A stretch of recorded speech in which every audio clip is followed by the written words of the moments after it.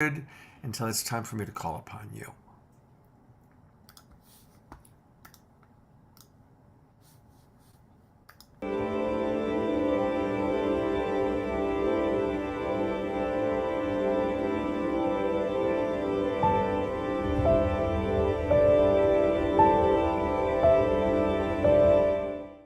What if I were to suggest that you play a key role in the awakening world?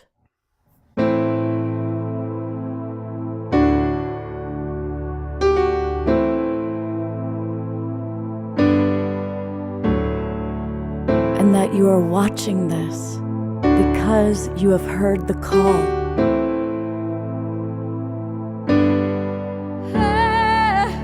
We can start right now by opening our hearts and minds.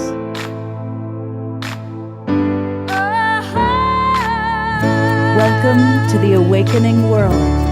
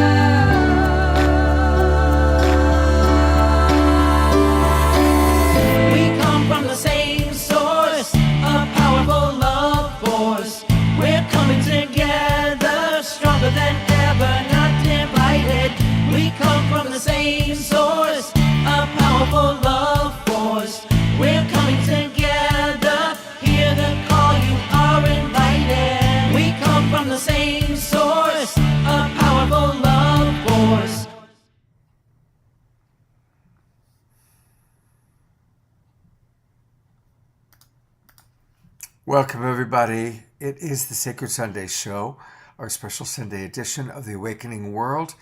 And this weekend, we have been exploring our moment of choice. Now, the inspiration is this wonderful, wonderful book. And I know that many of you have been with us on Friday night and/or last night, where we have had so many wonderful presenters. Reverend Deb Muldom, who was my co-host for the last two shows, Michael Beckwith and John Perkins, and so many others. And today we've got four beautiful souls, plus Omashar playing music, who are going to be joining us. So we're going to hear all about their contributions to this wonderful book. And we're going to be talking about what does our moment of choice really mean. So I want to welcome those of you that are watching on Facebook or one of the YouTube channels. And you're welcome to watch from there, but we'd love for you to join us.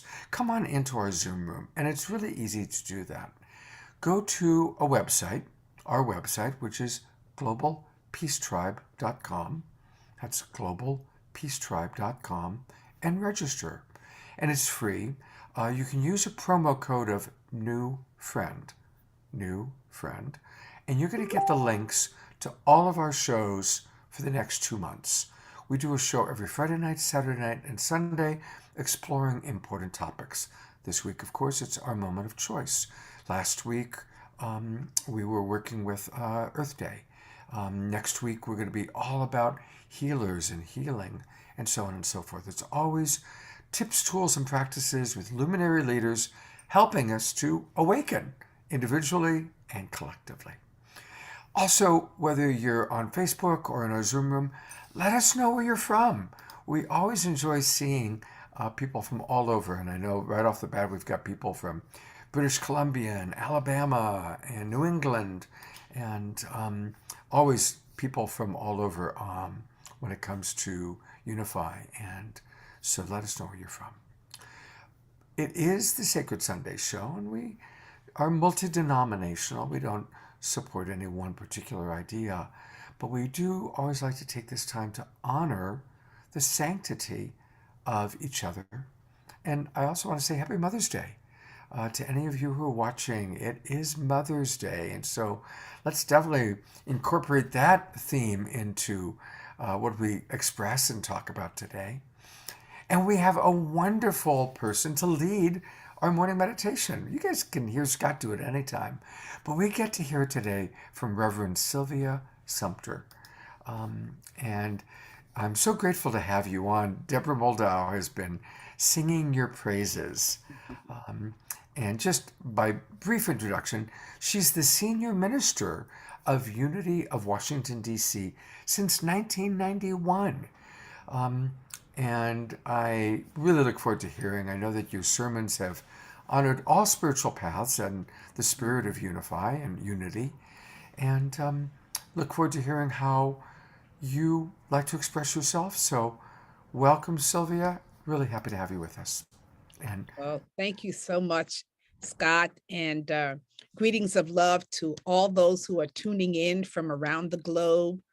It really is about us coming together as a collective. So let's take advantage of that. And in whatever way feels comfortable for you, if you'll allow yourself to become consciously present to this moment. And if it feels comfortable, you can close your eyes. And I always say, even if we close our eyes, we keep the heart open. So I invite you to just take a few conscious, deep breaths.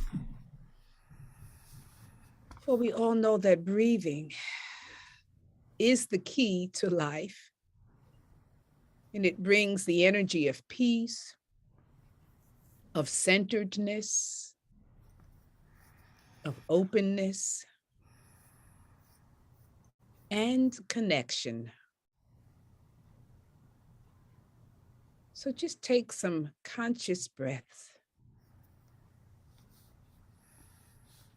allowing yourself to be fully present to the moment, in the moment. And as you open your heart, there we find peace. With an open heart, we can feel one another's presence.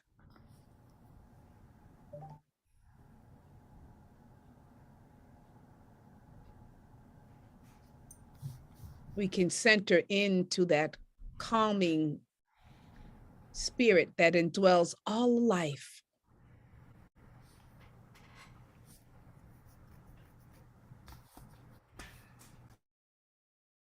For we are one people with many different expressions. We inhabit one earth with many different life expressions and life forms. We are one planet within the universe of infinite stars, galaxies, and yet we are all connected.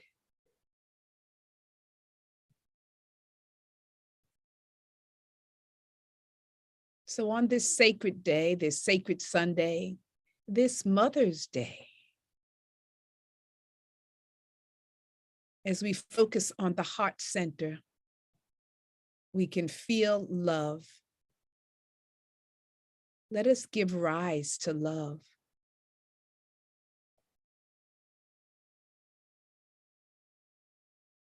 Love for all things. For love brings everything to life. Love expands the beauty and the goodness in every living thing.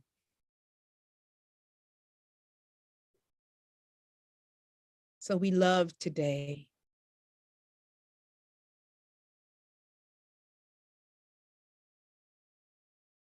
We let love bless, heal, and harmonize.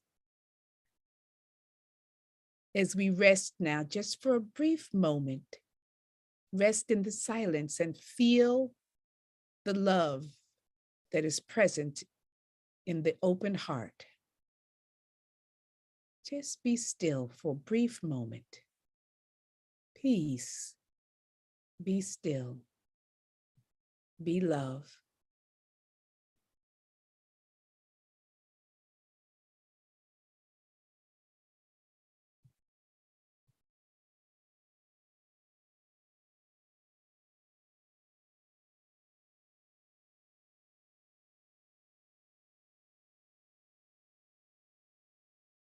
So take a deep breath.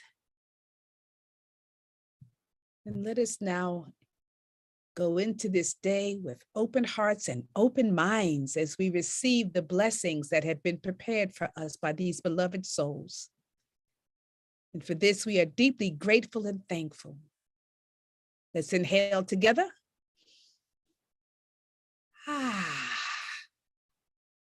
And so it is, and so it shall be. To all people, blessings. Oh, that was so perfect. Can you please come here every Sunday? That was absolutely, but once you took us into just love, it's like, where else can we go? It's like, Yeah. in that moment, it's like, there it is, right? Yeah. So, thank you so much. Well, while the spotlight is on you, and then of course we're going to hear from our other wonderful presenters, what does our moment of choice mean to you? It's so powerful, Scott. This is the book in it of itself is a powerful rendition from all these beautiful souls. And the title, I understand, was selected a little bit before the world moved into this phase of infinite expression. But it's so true. Every moment, especially now, is our moment of choice. And choice for me means it's an action, it's a verb. And it is really time. For me, it means it's time for each of us to put forth some type of action, expression, an answer to a call. We've all been preparing for this moment. So we've had enough preparation, but now it's time to really do. So for me, it's my moment to choose the high road, to stand up, to take a stand for humanity, to speak my truth, speaking truth to power, to open my heart, to let those who I might think are the other in. So it's just everything that is moving me to choice, which is action. And it's my moment. It's all of our moments, really. This is a powerful time. And so for me, it's choosing to do what is necessary in that moment, to speak truth, to speak love, to show love, to demonstrate, to manifest. All of these are action words. And this is the time. We can't wait any longer because this is the moment right here and right now. So, yeah. Beautiful. Thank you so much. Well, we're going to hear more from you, but I want to bring on Bob Atkinson because Bob is one of the people who actually put this book together. He was the co-editor. And so, Bob, thank you. It's such a beautiful book. And tell us a little bit about your experience and what our moment of choice means to you. Thanks so much, Scott. It's great to be with you and on this sacred Sunday, this Mother's Day. It's really been a delight for me to work with Deborah Maldo and Kurt Johnson on the editorial team for this book, as well as with Diane on the book team, and with all of the 43 contributors. We're all convinced that there's never been a moment in history when humanity has faced such a range of vitally critical choices as we have before us today. When we first started out putting this book together in early 2019, we wanted to bring hope to a world faced with unprecedented crises. Then the pandemic hit and spotlighted all those crises even more. Mm-hmm. Now, 3 years later, as we launched this paperback edition, we may be emerging from the pandemic if we're lucky, but have we learned the lessons we needed to from it? All those global crises are still with us, threatening our very survival, from climate change, global economic inequality, and increasing social injustice, to a war of indiscriminate aggression, the endangerment of global freedom, and more. Humanity continues to be afflicted by strife and division. and our collective will to achieve the age-old vision of peace on earth is being tested as never before. One thing we are seeing more clearly now is that all these global crises are tied together. They are interdependent with each other. This holistic perspective is needed in all the choices we all make. Understanding reality, the entire creation we're all part of as one whole, leaves no choice but to see all these choices as one, as they are all interconnected parts of the same whole. Mm-hmm. The only choice we really have is which consciousness are we going to live by? A consciousness of separation or a consciousness of wholeness? Even this choice is made clearer because we also understand better now that we are one human family living together on one planet. It's also clearer that the only relevant and useful story now is one that contributes to restoring the world to its inherent wholeness. As Deepak Chopra said in his chapter, the road to wholeness begins by knowing what's at stake, a complete shift in the way we relate to reality. So only a united narrative in which all elements of the whole are seen as one makes sense anymore as a story worth telling. We are the ones who need to be telling our unitive stories to help facilitate a successful transformation to the next level of human consciousness. This is our moment of choice because, with our precarious future in the balance and a global shift in consciousness well underway, we need to act consciously to immediately harness our collective power and choose a flourishing, life-affirming future. This is our moment to support an evolutionary leap, to co-create a collective vision of a just, peaceful, and flourishing world, to nurture authentic relationships, to build vibrant and compassionate communities working together to uplift all, and to join hands across differences and across boundaries to build a better world. So I like to think of this as our Paul Revere moment, except that for those that remember early American history, while the midnight ride of Paul Revere was for independence, our midnight ride is to raise a voice in the darkness, to spread the alarm throughout the land for interdependence. The fate of a nation, the fate of the planet, rides on all of us heeding this call to action. This is our moment of choice to unite in purpose, to ensure our collective well-being, to spread respect, compassion, and cooperation. The very nature of the evolution of consciousness is what gives us an abiding hope in the future. Wow, Bob, thank you so much. That's just beautifully stated. I see Eleanor Joy and Reverend Sylvia are applauding, and that was just beautifully, beautifully stated. Thank you. And I got so excited about you being the co-editor of the book. I didn't do all the other things, but Bob is also the author of 8 other books and the founding director of One Planet Peace Forum. And we'll go take a look in a little bit later on in the show and learn a little bit more about some of the other things that you're doing, Bob. But thank you. That was beautifully stated. I'm so grateful to have you with us this morning. Thank you. Well, I'm going to bring on another one of your friends, and this is Diane Williams. And she is the founder and president of the Source of Synergy Foundation. Now, that gave birth, there's kind of a genealogy here. In the beginning, there was Diane, and it was good. And as the founder and president of Synergy Foundation, Source of Synergy Foundation, that gave birth to the Evolutionary Leaders Circle, and that is where the book, Our Moment of Choice, came out of. And she also contributed a chapter to the book. She's also served as chairperson of the NGO Committee on Spirituality, Values, and Global Concerns at the United Nations. and she's received numerous awards.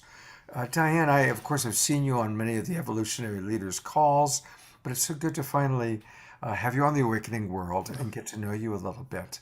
And thank you for all that you've given birth to. Do you feel on this Mother's Day, do you feel like a My proud baby. mama? Yeah, Yes, because I these are your children. Thank you, Scott. So many thanks to you and the team at the Global Peace Tribe, the Awakening World, for inviting us on the program, and for all of you tuning in. Greetings. And I just want to say that I believe that not only is this our moment of choice, but it's also our decade of choice, 2020 to 2030, because what humanity does at this moment will determine the destiny of not only our species, but countless others on planet Earth. So every single choice we make, every action we take now has the weight, but also that blessing of the responsibility, because this choice point is saying we can choose to keep going the way we've been going, or to choose to fully bring the light of consciousness into the world. And so what is required now is really a worldwide effort from every corner of the globe, so dramatic that it will change the very fabric of our reality. And that, I think, the biggest choice we can make right now is love. And I loved your theme song. We come from the same source, a powerful love force. And what Reverend Sylvia was saying, let love bless us, heal us, and harmonize. And I just wanted to share personally, I had a choice recently to go to the Poland-Ukrainian border to support the refugees. Wow. And I had to think about that choice, and it was my love for the people and all that I was seeing that said, yes, I am going to make this choice. I could stay in my mundane, kind of life, just doing my routine, or really go and follow my heart and be there for everyone that I could. And I think we all have the innate abilities to really transmute our ordinary states of consciousness, our ordinary lives, into something extraordinary and something that could be meaningful for others. And just wanted to share something that I found really fascinating. There's a scientifically controlled study that was conducted by German researchers at the University of Kassel, and maybe some of you have heard of this, but they showed that the chest, our chest area of the average person, emits about 20 photons of light per second. Wow. But someone that meditates on their heart center and sends love and light to others emits an amazing 100,000 photons per second. And this level of light can actually be detected. And they say the emission of light particles, the biophotons, which are stored in the intercellular DNA, seems to be the mechanism through which an intention produces its effects. So we know Lynn McTaggart's work. She's one of our contributors to the book. She talks about the power of intention, and she has groups of 8, she calls them, that works on supporting somebody's healing through an intention. So all of us, all living organisms, emit photons as a means to direct instantaneous non-local signals from one part of our bodies to another and to the outside world. And our intentions appear to operate as highly coherent frequencies, capable of changing the molecular structure of matter, heal disease, and transform negative events. And studies have also shown that the energy of thoughts and intentions can alter the environment. So I think that, we're seeing so much about so many global challenges, including climate change, but we have the power to even affect some of the worst crises that we're seeing in the world today, because we've seen for centuries, yogis and shamans and others have been using their multidimensional abilities to calm storms and redirect hurricanes. So this is a human ability that can be learned. And I believe that we all have this power to make this type of change, and just further activating these multidimensional abilities could be the key to reversing climate change. And it's truly a global imperative right now that we choose to step into a new reality and activate our abilities so that we can more consciously direct our future. And I remember Dr. Joe Dispenza said once, we should go from cause and effect to causing an effect. And I think we could do that on many levels. So it's truly our moment of choice. And we have a lot of choices, and we have a lot of reason for hope because we do have these powers within us. Wow. I did not know that about the photons. And that was fascinating. And I want to introduce Justin and hear from him, but then I want to get back to what you just brought up. And I want us as a group to talk a little bit about that. That was really fascinating. So thank you so much for being with us, Diane. Thank you. It's really beautiful to have you here. And we'll be back with Diane in a moment. I am bringing on Justin Fairman, and I'm grateful that we have multiple generations represented here. Justin is an international speaker, a serial entrepreneur, a serial spelled Serial, as opposed to Cheerios. And probably most of all, he's a consciousness researcher working to create large-scale shifts in human consciousness, to integrate our high-level intuitional skills more deeply into the business world and everyday life. Go, Justin. That's what we need. And he's all about delivering solutions and focused media to a global audience. Well, welcome to the awakening world. He's the co-founder of the Flow Consciousness Institute. We certainly are going to look forward to learning about that. Conscious Lifestyle Magazine. We'll take a look at that. Justin, you're doing a lot, and thank you so much. It's also a pleasure to meet you, and I want to learn more about the different businesses that you're doing. But I guess we'll start with that initial question right now. What does our moment choice mean to Justin at this time in your life?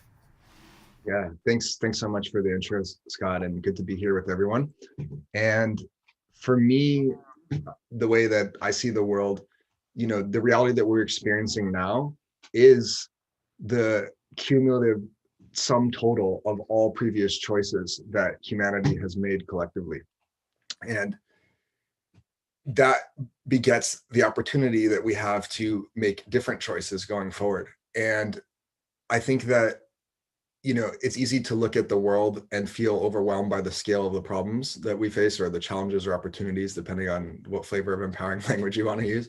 But so it's easy to feel overwhelmed by that, and how can I individually make a difference? Or these things seem to be set in motion by forces that are like way beyond our ability to shape and control. But it's really illusion, and the fact that all of what we're experiencing has been created by our choices to date shows that by making different choices, we can actually steer our destiny into a completely different direction.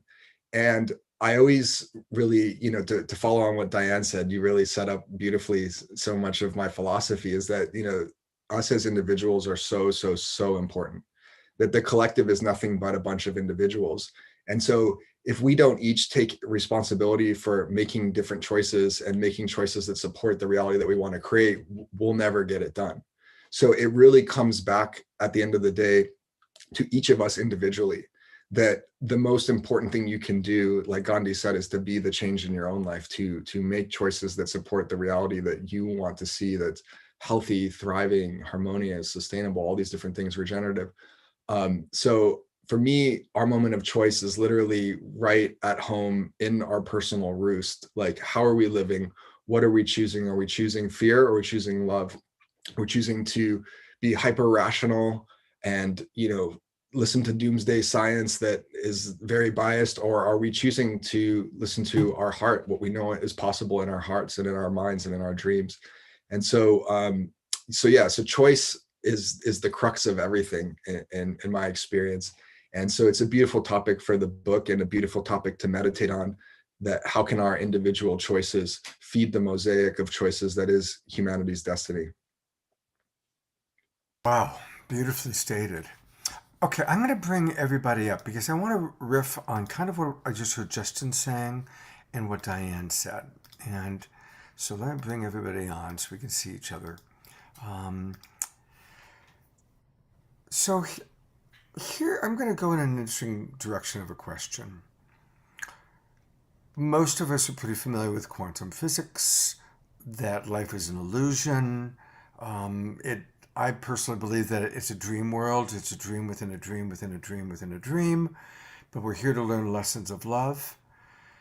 I'd love to hear from each of you. What's the balance of holding just the highest vision possible and trusting that somehow we will awaken into that vision?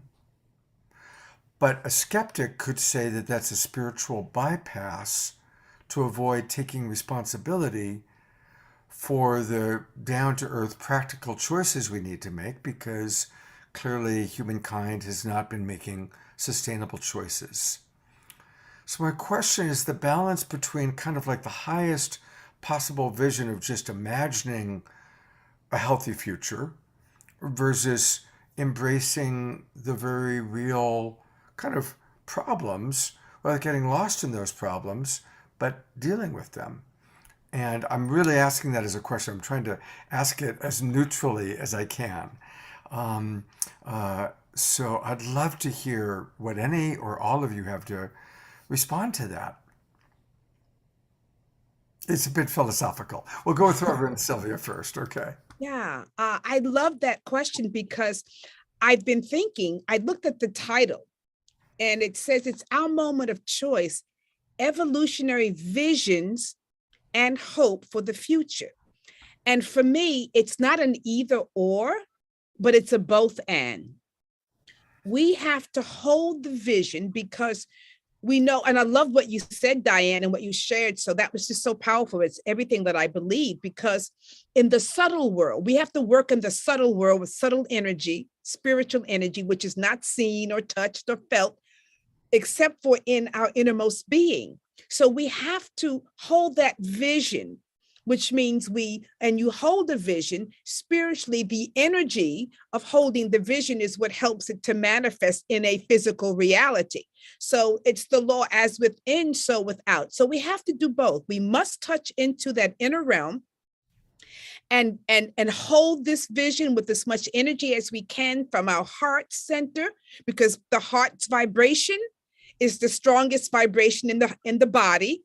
And it's the strongest vibration that we can emit. So when we're coming from this highest place within us, it's not the brain, but it's the consciousness and the wisdom of the heart that is the higher place. When we come from that and hold this vision, that begins to gather and draw the dynamic energy needed for manifestation. So while we're doing that, we also and holding this vision of a world we want to see in the heart, the wisdom of the heart, with not just the mind's eye, but the eye of the heart that can see the greater vision, the greater hope, the greater value of life itself. When we hold that and vibrate at that level, then we have the ability and capacity to then take action in the physical realm to, do whatever is needed, whether it's to bring healing to the relationships or taking steps to heal Mother Earth, or calming down the aggressive energy so that there's a unified energy at the collective whole that begins to take hold in people's consciousness. So it's a both and I think our part as people on the planet, we're all visionaries. Mm-hmm. So let's hold that vision. And we have a saying that says, when you pray, you have to move your feet. So when you pray, move your feet. We're going to hold the vision, and then we take action. Whatever is ours to do, we express it so that affects the entire, world. So for me, it's a both and. Beautiful answer to a complex question. Well done. Well done. Who else would like to, anybody else want to add to that or respond or riff on it? Well, I think we all have to, when we think about what happened at the beginning of our universe, right? There was the Big Bang. We were all connected at one point.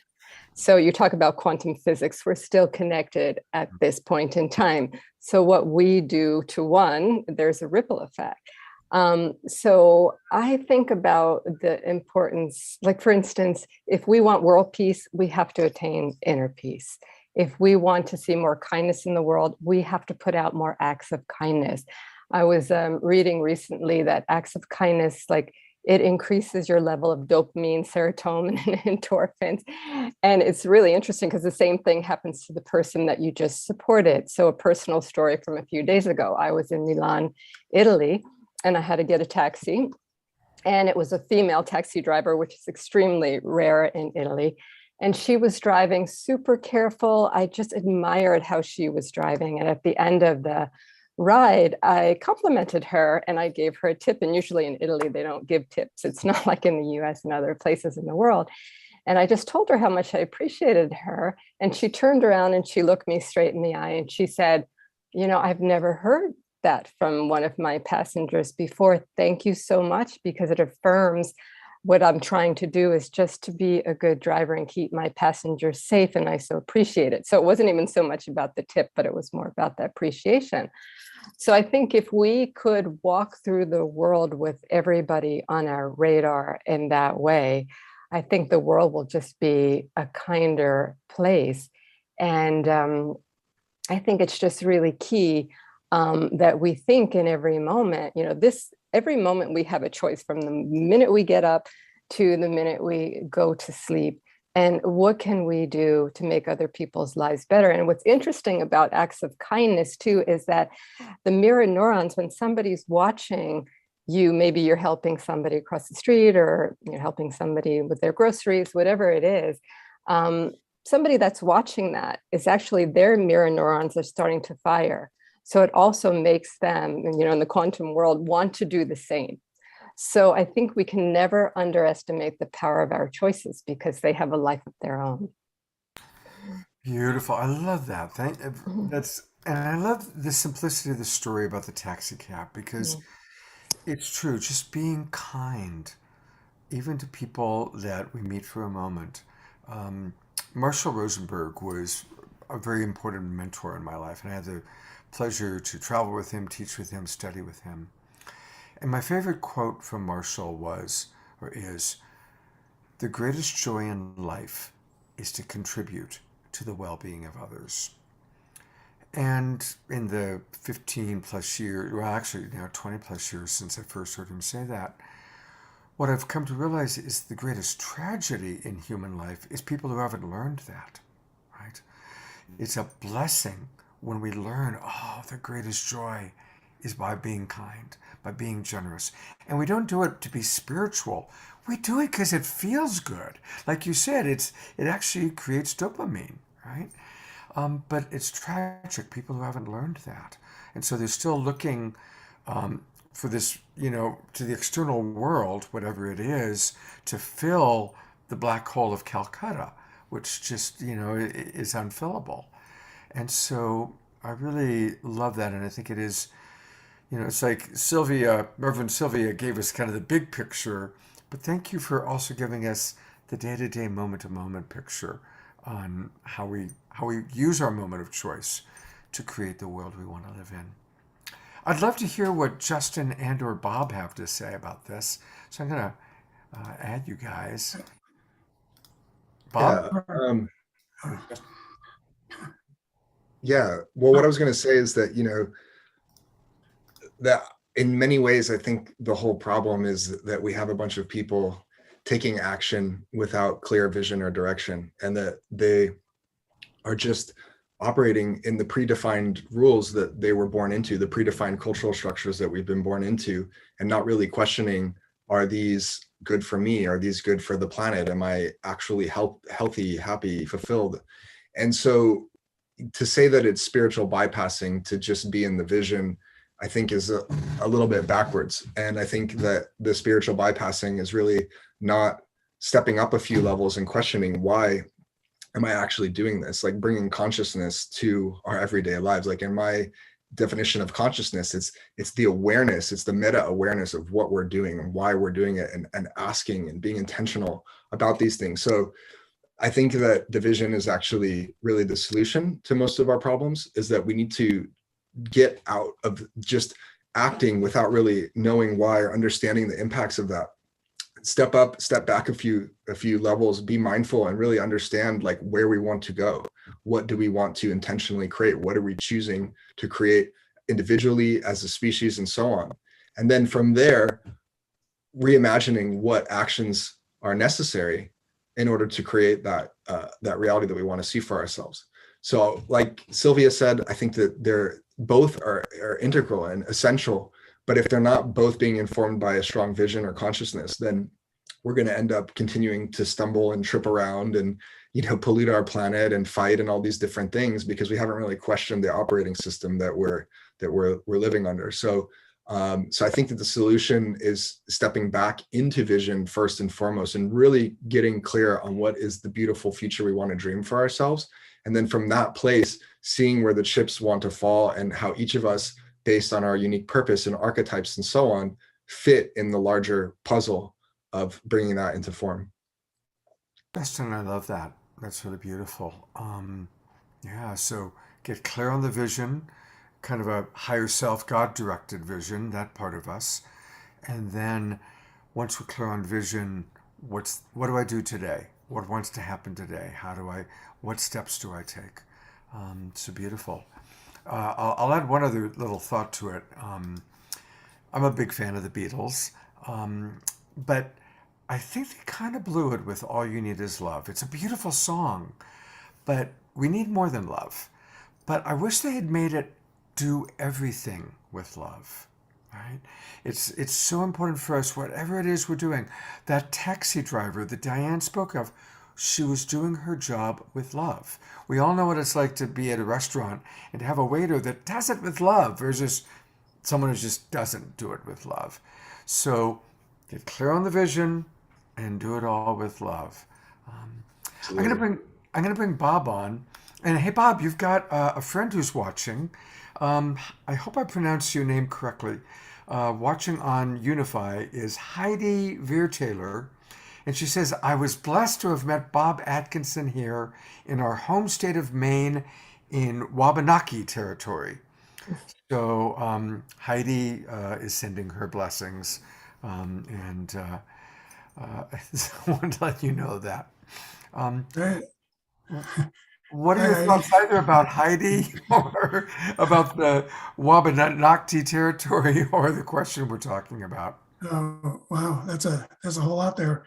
But I did want to go back to your original question, which I thought was great, and also your quote that you gave us from your mentor. I think that's really key to remember as we talk about these big picture subjects, because that quote that you gave and your addition to it is really what's meant to be the outcome and the result of every transformational mystic journey. That's what we end up with, is that understanding.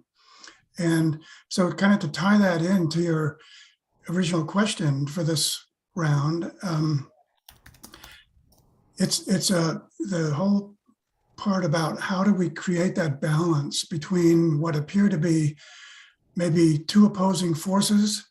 And as Sylvia and others have said, it's not one or the other. It really is both.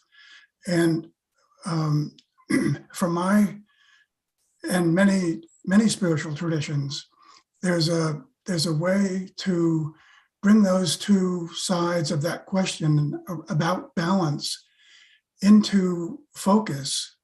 And that there's a saying that does that goes, walk the spiritual path with practical feet. And if we really understand what that means, I mean, we get an understanding of that as well when we've accomplished, created, completed the journey that leads to an understanding of the quote that you referred to earlier as well. So for me, that really, that a big part of understanding and achieving that balance also has to do with understanding the nature of consciousness and what it's really meant to do for us, how we can utilize the consciousness that we've been gifted with as human beings. And so this kind of also comes from my next book, which will be coming out later this year, called Living into Wholeness, a guide to the new story of our evolving consciousness, that's based not only on a universal principle found in or pattern, a universal pattern found in mythology, mysticism, rites of passage, and psychology. That book is also built on 3 principles, one of which is the consciousness principle. And I think of the consciousness principle as consciousness is an innate potentiality unfolding toward right relationships on all levels. Yet this is dependent upon the initiative we take to actively investigate reality. So it's not by any means an automatic thing that we will come to even an awareness of what might be possible or might be our personal superpowers or whatever that might be. It involves a real conscious process. And the good news is that we're all capable of living into this wholeness. And that to me was made really clear by Evelyn Underhill, who I sort of think of as the mother of mysticism with her studies on mysticism. She said, the germ of the transcendent life, the spring of the amazing energy which enables the great mystics to arise to freedom, is latent in all of us, an integral part of our humanity. So when we think of the collective being the result of what the individuals have done, that's so true, and it's so important, as we've all pointed out as well, that what the individual does is critical to how and where the collective ends up. So I also think of consciousness as a continuum that we evolve along. And I could take another minute if we have it to say a little bit about the what I think of as the consciousness continuum, because a holistic view of our evolving consciousness allows us to see that all variations of consciousness exist within the same whole at the same time. And in this consciousness continuum of the whole, all states of consciousness are interconnected and interdependent as links in a chain. So we can look at the consciousness continuum as two sides, having two sides. One side is guided by a consciousness of duality, which is where that split between the two halves is always present. And that side creates hierarchies, builds systems of injustice, leads to stereotyping, discrimination, violence, and ends up with genocide and war, endangering our very survival. This side of the continuum gives us only a partial view of reality built upon separation. But the other side of the continuum is guided by a consciousness of wholeness and moves us from respect for difference toward compassion for all. Upholding universal human rights, gender equality, economic equity, and social justice leads to unity in diversity, all interconnected stepping stones to peace.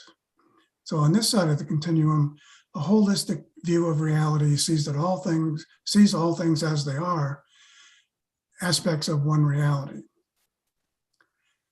And all of that, from the perspective on that side of the continuum, all parts fit together as a unified field, a mysterious harmony, a hidden wholeness.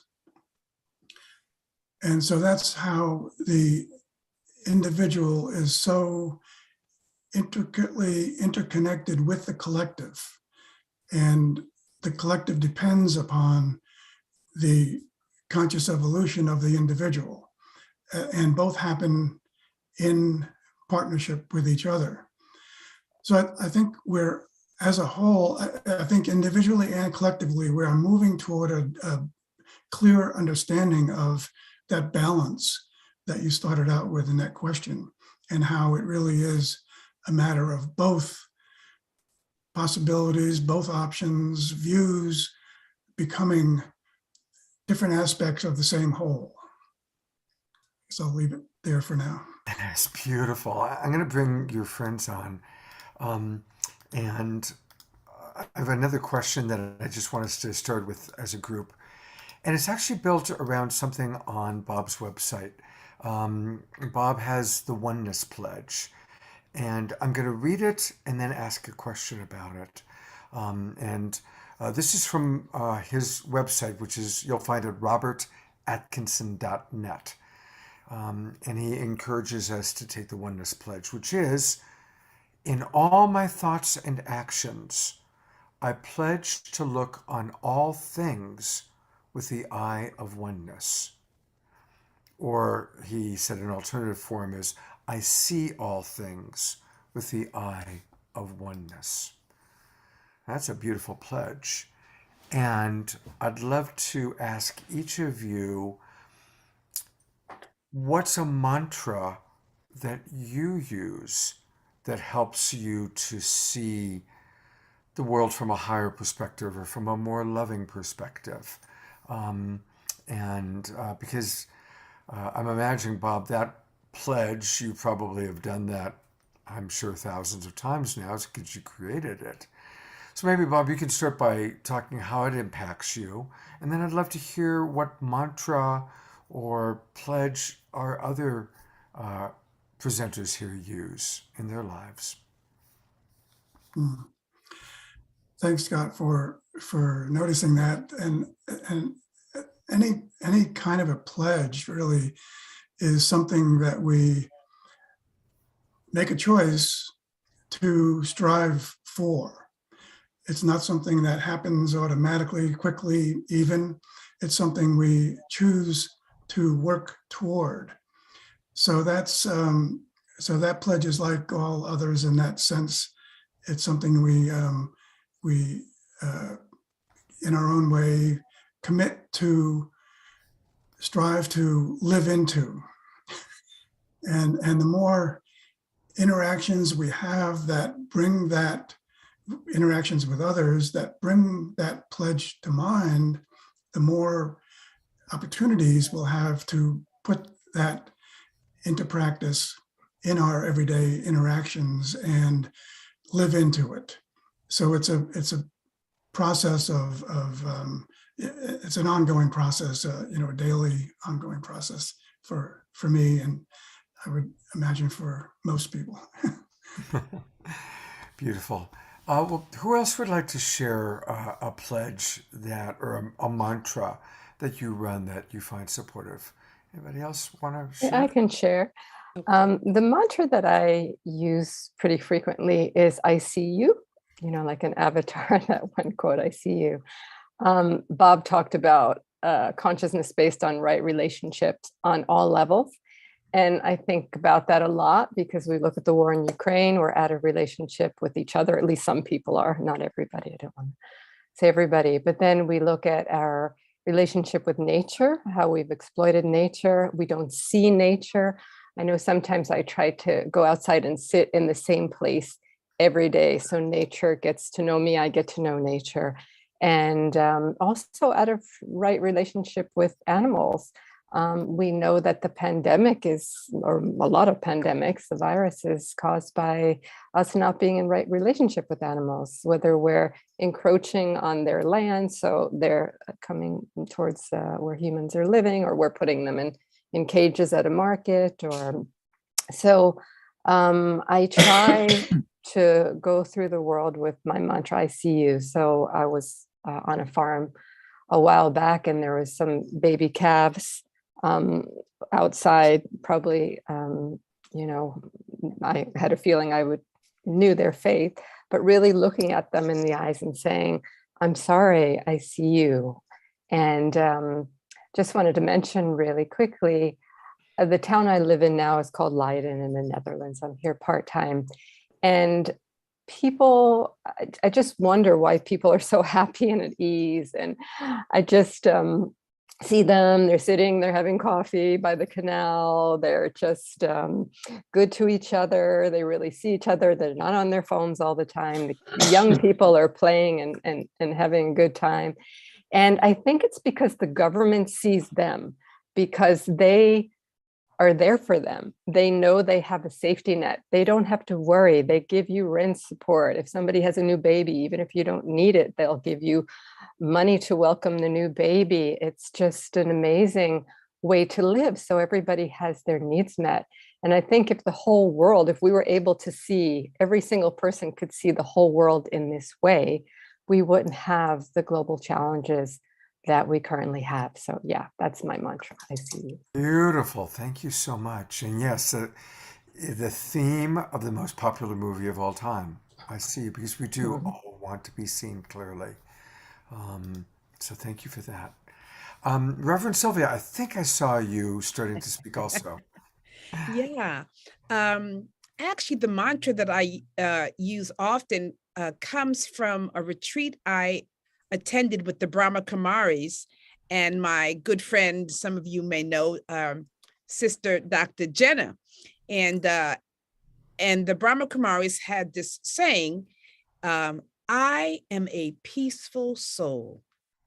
And something about hearing that, when I heard it at the retreat, it went deep into my soul and it opened me up, and I just love it. It's so simple. I am a peaceful soul. And what it does when I'm not in that state of peace, I'm able to see that. And I can then bring myself into a better vibration by affirming, well, you know what? I'm a peaceful soul. So my soul seeks peace. My soul seeks oneness. And when I am experiencing something other than what I know my heart wants to seek, it's present. And I get then the opportunity to make a choice to continue on the path that is not bringing me peace, or to get back in touch with my nature, which says, I really am, I'm a peaceful soul. And so something about that really just speaks to me, and it helps me. I use it as a mantra, I use it as a reminder, and I use it as a mirror for when I'm not in that state of consciousness. Oh, beautiful. Thank you so much. Of course, I'd love to hear then from Justin. How do you keep yourself centered? Yeah, well, one of my favorite mantras is everything is happening for me, or everything is happening for us collectively, which I believe both are true. And, it's this idea that there really is no bad or wrong experience, only an opportunity for learning, for growth, evolution, healing, and so on. And when you look at what's happening in your life or what's happening in the world through that lens, you can begin to have an empowering experience of what's happening, even if that experience is really challenging, or that some might consider it to be a problem. And that looking through that lens, we realize that everything is an opportunity ultimately, and everything has a silver lining, and everything has the potential for positive impact if we choose to see it that way and make a choice to embrace it on that level. And bringing it full circle back to our moment of choice, it's like, this is a very empowering and powerful frame to see the world. That everything is happening for our highest good. Everything is an opportunity. If we could all collectively start doing that, then we would very quickly start to shift reality in the direction that we want it, instead of lamenting, how crazy things are getting and how hopeless they seem. So it's always a choice. And I think, what I shared and what everyone shared here, we can all embrace these things. It's going to really make a huge impact. Beautiful, Justin. Thank you. I'm going to share one from one of our viewers. I'm going to put the spotlight on her as I read it. Eleanor Joy is one of our regulars, and her mantra is, I am a vessel of love, giving love, receiving love. So thank you, Eleanor Joy. That's beautiful. Thank you. And I guess I'll share mine. I'll tell a quick story about it. My mantra for at least 25 years has been, I am a clear channel for spirit to flow through. I was born and raised in LA, and I was in the entertainment industry at a very early age, and very type A personality. I had 85 employees by the time I was 21, won my first Emmy Award at 23, blah, blah, blah. And a big part of my life's journey has been going from type A personality and mentally directed to spirit directed. And it's a journey that at age 66, I'm still working on it. But that mantra of I'm a clear channel for spirit to flow through, which I've probably done 20,000 times by now, really helps me to come back into alignment. And I make my living as a coach and a teacher. And life tends to send me people dealing with really hard stuff. I work with people that are facing divorce or death or cancer or terminal disease or things like that. And very often, my main thing is to listen and to give empathy, always lead with empathy. But then it comes a time for me to respond or to offer support or advice. And sometimes I just don't know where to go. And I've had the experience of, I'll close my eyes, I'm with a client, and it's time for me to say something, and I'm just not getting it intellectually where to go. And I'll close my eyes and I'll run that mantra, and my mouth will open and words will come out from a different source, not from my brain or some different part of my brain. And of course, inevitably, whatever comes out is what that person needed to hear. They go, oh my God, how did you know that? And it's been really helpful for me. So when I actually first saw Bob's pledge, it triggered my memory of my mantra that has supported me. And so I'm glad we got a chance to kind of hear people's different mantras. We're now in the final half hour. So that's where if people have questions, you better get the questions now. So that I can read them to our people, and I keep looking down to see people's questions. But I also want to use this time to get to know each of our presenters a little bit more. So I'm going to go to, again, kind of in the Mother's Day theme, I'm going to the mother of all of this, Diane Williams, and the Source of Synergy Foundation. And Diane, I'm going to actually go to the website and ask you to tell us a little bit about the Source of Synergy Foundation, what it is and how it works and all of that. And of course, right at the top of the page is our moment of choice. So everybody, the website is sourceofsynergyfoundation.org, sourceofsynergyfoundation.org. And of course, first thing we should do is order the book if we haven't done that already. But Diane, tell us about the foundation and direct me to any places you might want me to go to. Sure. So we started about 15 years ago. We were in New York, had a conversation with Deepak Chopra, gave him sense of, I was telling him I was at the UN and people were working mainly in silos. And I had a vision to create deeper synergy in the world, and mentioned I wanted to bring leaders together. And he said, great, let's do it together. So that was the biggest gift that I could get, including as well as Deborah Moldo, who's another huge gift. She's the director of the EL Circle and doing a fantastic job. She's an amazing being, as you know, Scott. Yeah. So that's how it started. It just started with just saying, let's bring some people together, see what happens. How can we be a more powerful force together, so the whole is greater than the sum of its parts. And then people wanted to keep meeting through the Evolutionary Leaders Circle, and the website for that is evolutionaryleaders.net. And we've been together for quite a while. Thanks to Kurt Johnson, we have many, many synergy circles on different topics.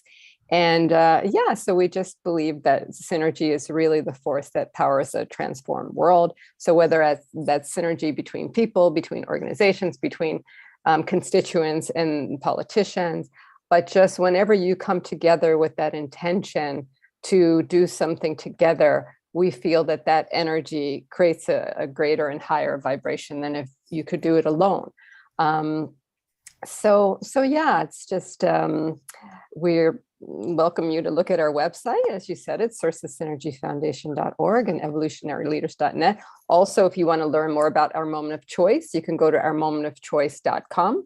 And that's where you can learn more about the book and all of the contributors to the book. and how you can get the book on Amazon and other sources. And we're really grateful to our publishers, it was Beyond Words, Simon and Schuster. They've been absolutely fantastic. And we hope you enjoy the book, and we hope it inspires you.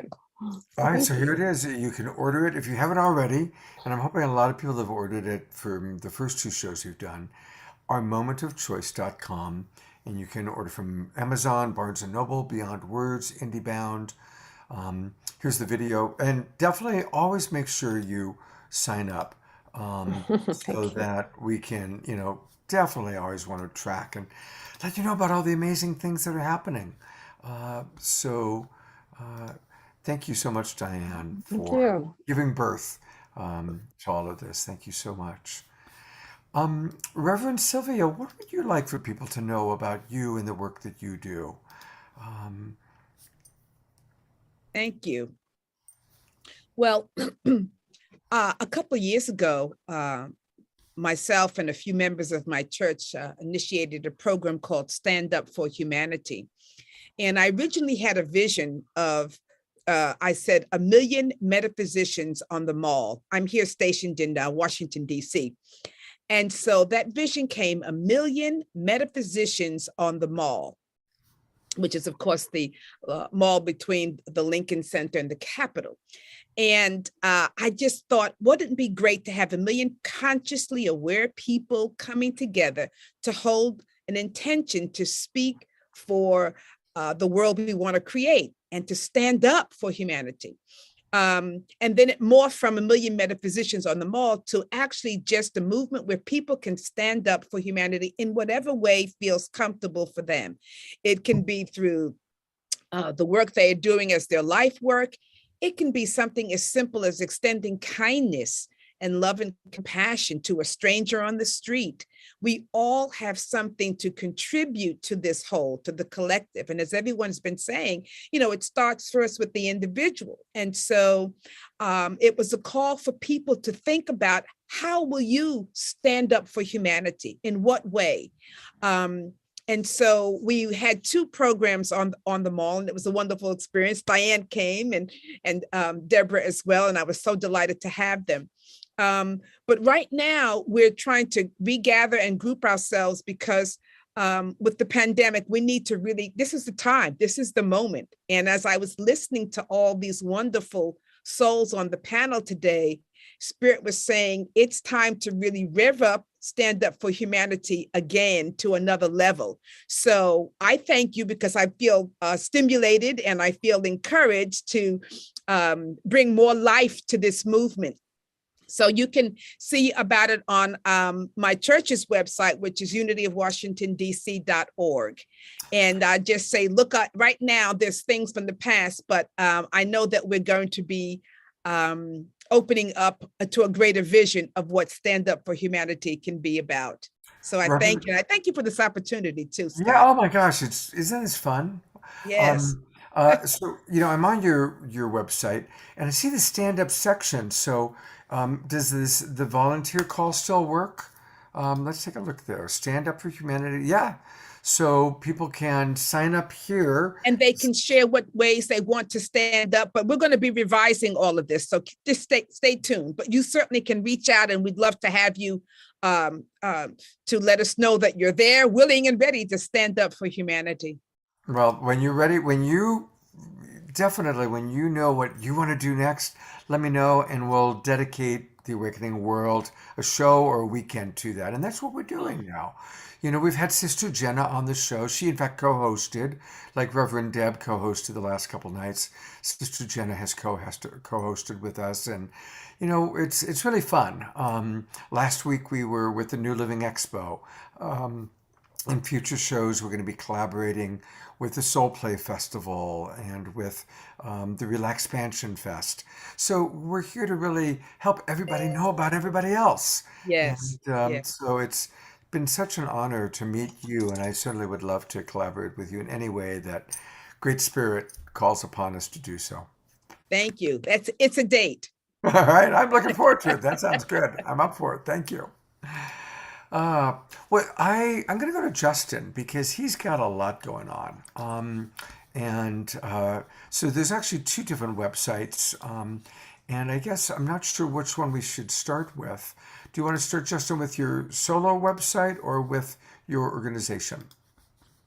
Yeah, we can start with my solo website, and that's a good place to start. And you know, my orientation to the world, the work that I do, is really based in the foundation that consciousness is primary, and that it is what's going on internally that has the biggest effect on our lives, and then the world collectively as we know it. So everything is grounded in really rewiring and optimizing ourselves to unlock our full potential, to experience all that we're capable of, such that we can then be the maximum force for good and change in the world, and also live really incredible, impactful, fulfilling lives as a result of that. So I have co-created with my business partner and close friend, who's not here today, but Jackie Nectel. We created the Flow Consciousness Institute, and we run courses and trainings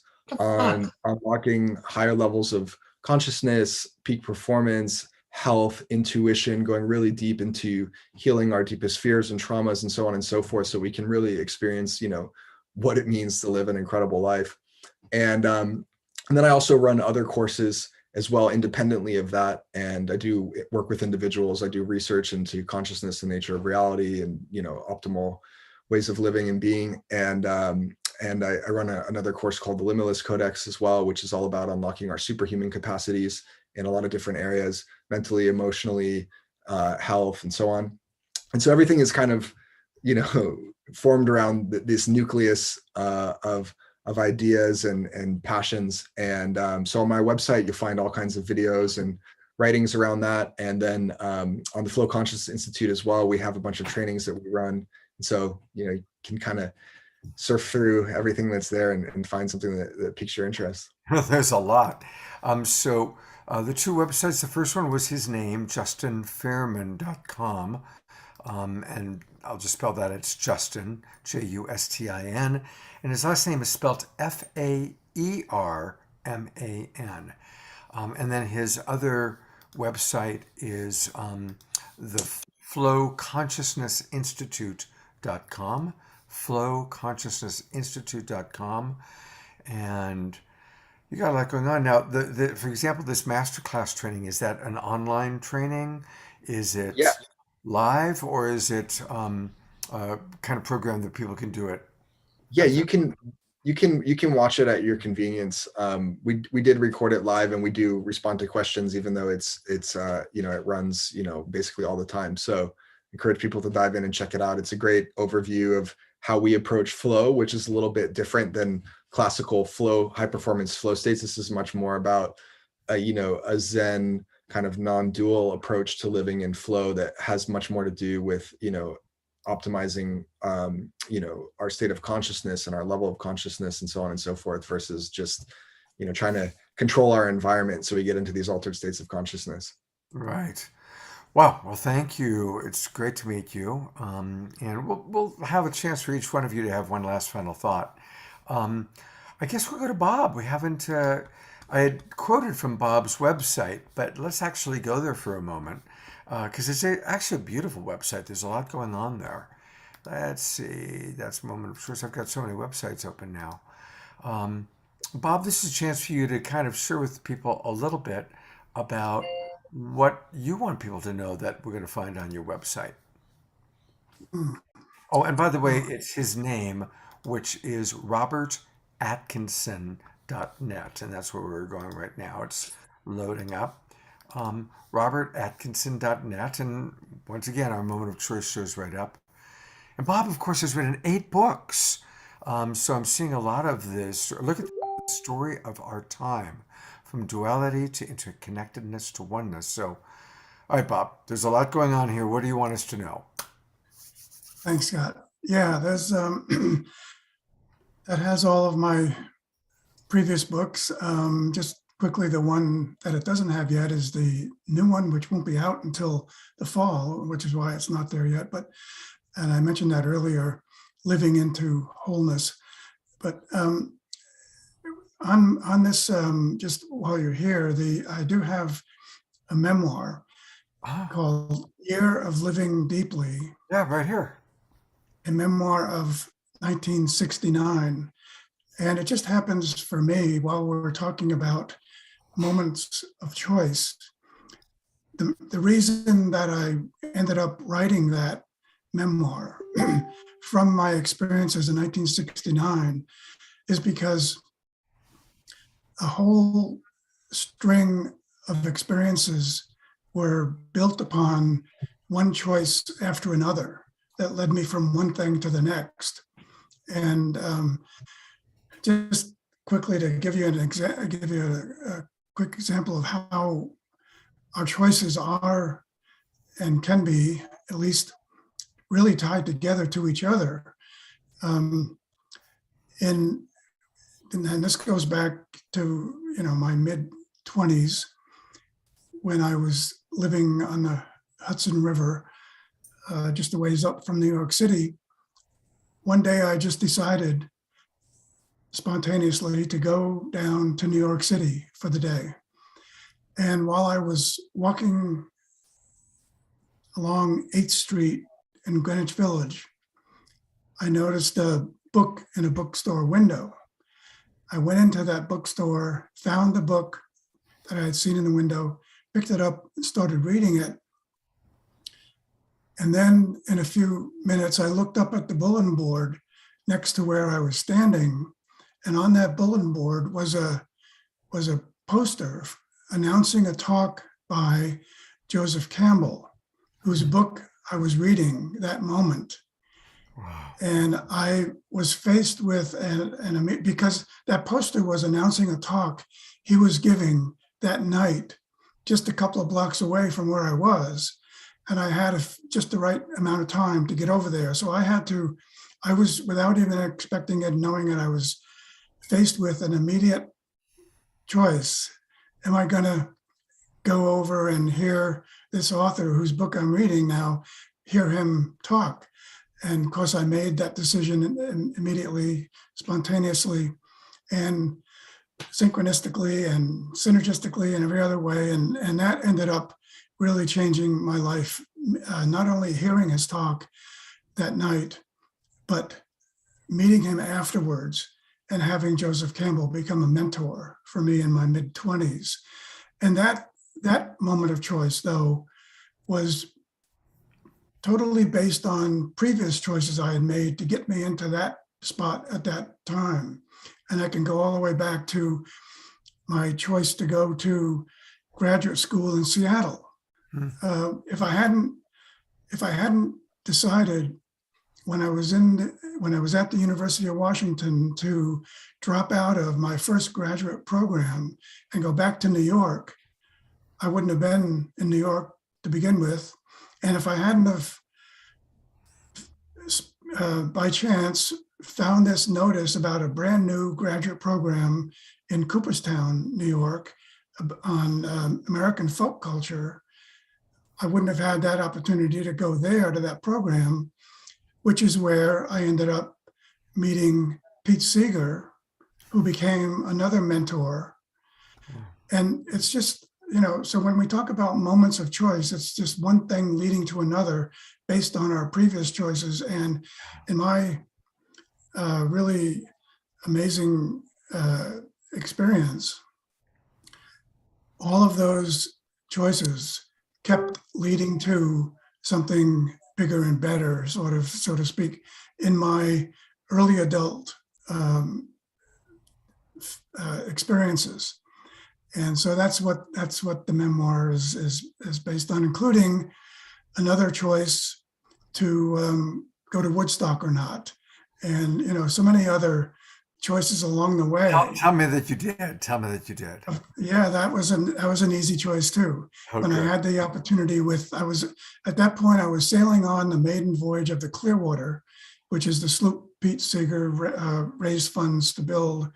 And our maiden voyage from New York to Albany got us to Albany the weekend of Woodstock. Mm-hmm. And it turned out that the captain of the sloop was an old friend of David Crosby, And he said, I want to go over to this festival, see my old friend David. Anybody want to come with us? So a few of us from the Clearwater went over to Woodstock with David. And there we were, a community of 500,000 people. I mean, so those are some of the ways that our instantaneous choices can not only change our life once, but continue to change our lives in more ways than just once. Beautiful. Those beautiful stories. Thank you so much. Well, I'm going to bring everybody on for kind of a farewell moment here. And thank you each for choosing to be with us this Sunday morning on the Awakening World. And I'm not going to keep it on all five of us and just open it up to any final thoughts that anybody wants to share, any final messages, thoughts, inspirations that you wish to share.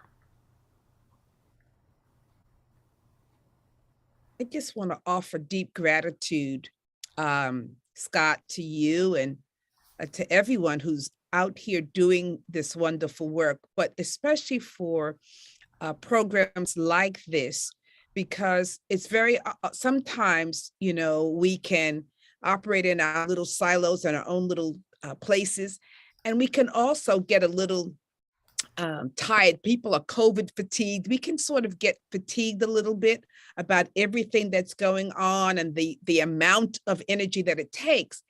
And so for me, when I'm so busy trying to feed everybody else and keep everybody's spirits up, I sometimes have to sit back and take a deep breath.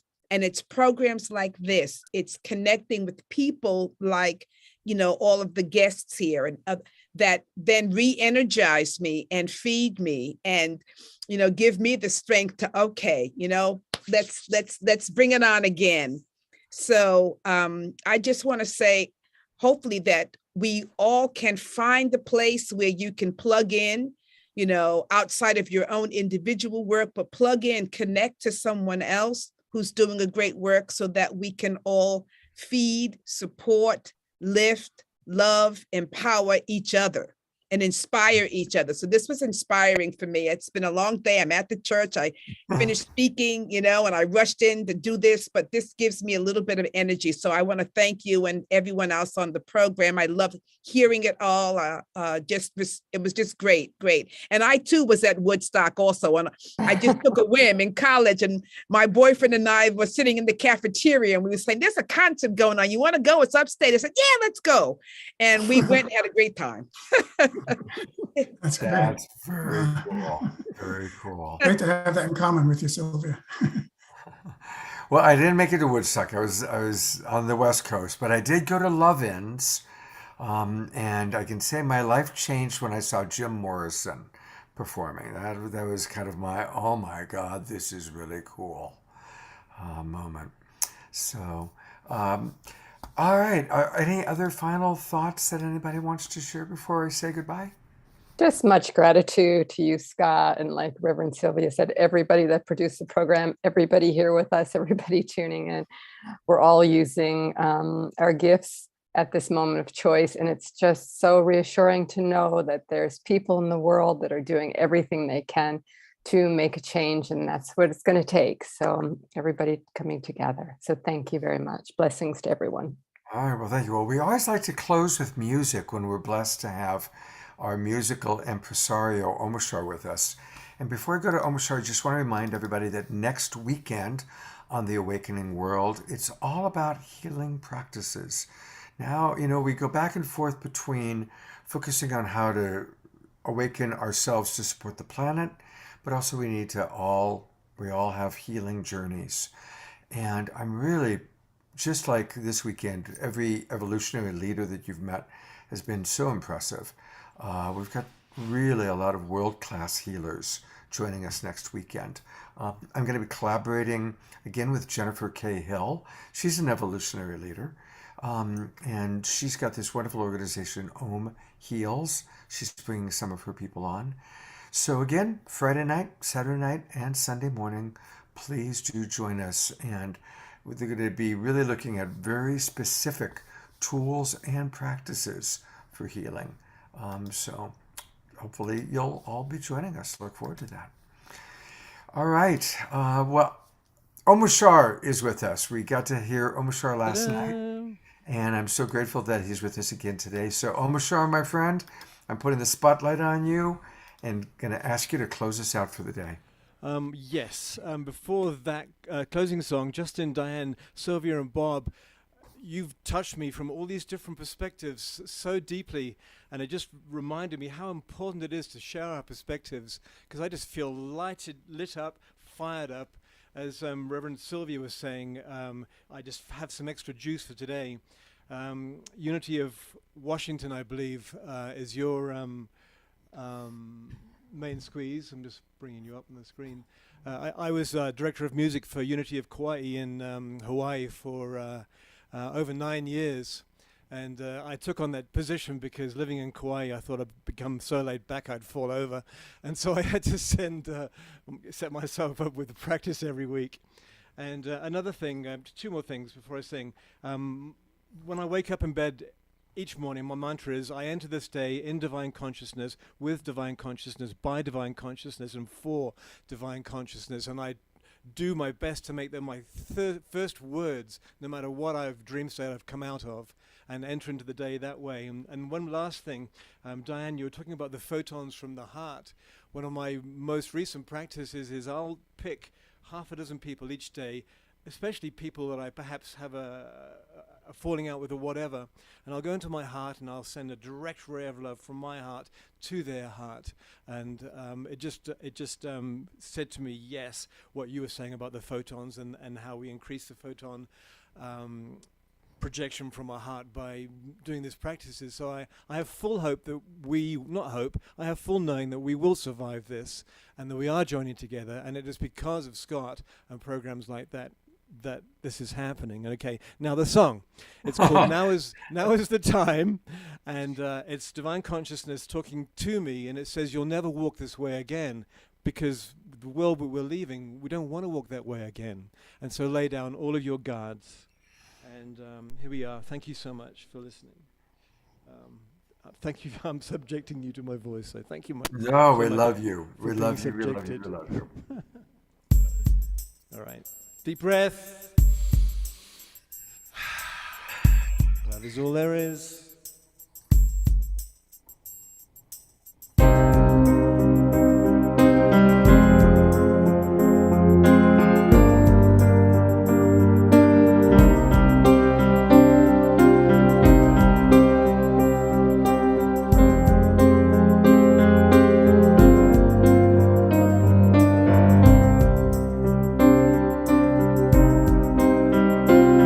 You'll never walk this way again. Lay down all your guards. Your loving hearts will lead the way. The door is open. The wonderful and the new is waiting patiently. Step and you will see all you've been dreaming. Now is the time you've been waiting for so long. I've been holding you through all ages, knowing I'd be with you once again.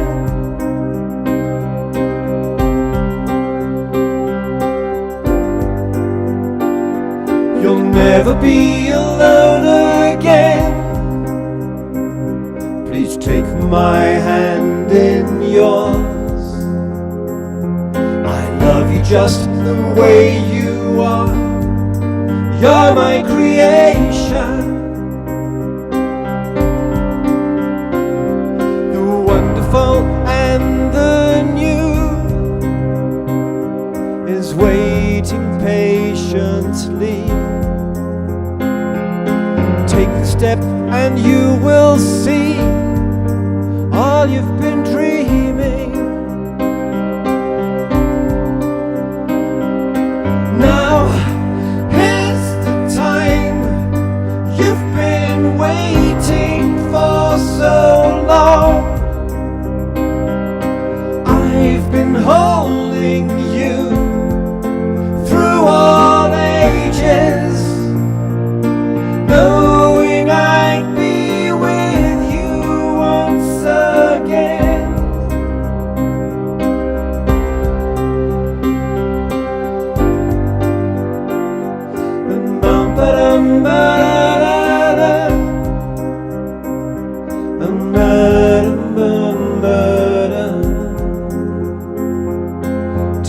step and you will see.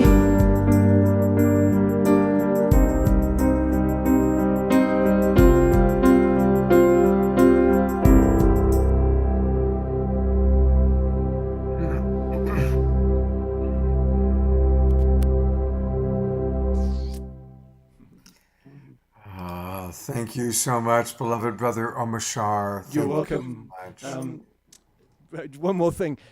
This little green screen here, these are the steps to the tour in Glastonbury that leads up to St. Michael's Mount, the church on the top, and that thing behind the window is a green screen of the tour in Glastonbury that I was at just a couple of months ago. Just a little fun thing. I'm envious. I've been to the tour, but not for about 10 years. So Yeah, thank yeah. you. Anyway, namaste. Omashar, thank you so much. Thank you again, all of our wonderful presenters. And again, remember, everybody, we can make any moment sacred just by choosing to see the divinity or choosing to do the Oneness Pledge or doing our mantra. And that's how we all raise our consciousness. I so look forward to seeing all of you again next weekend. God's blessings and take care. God bless you. Thank you. I go to gallery view. It's nice to turn on your cameras, everybody. Chance to see some of our friends. Thank you so very much.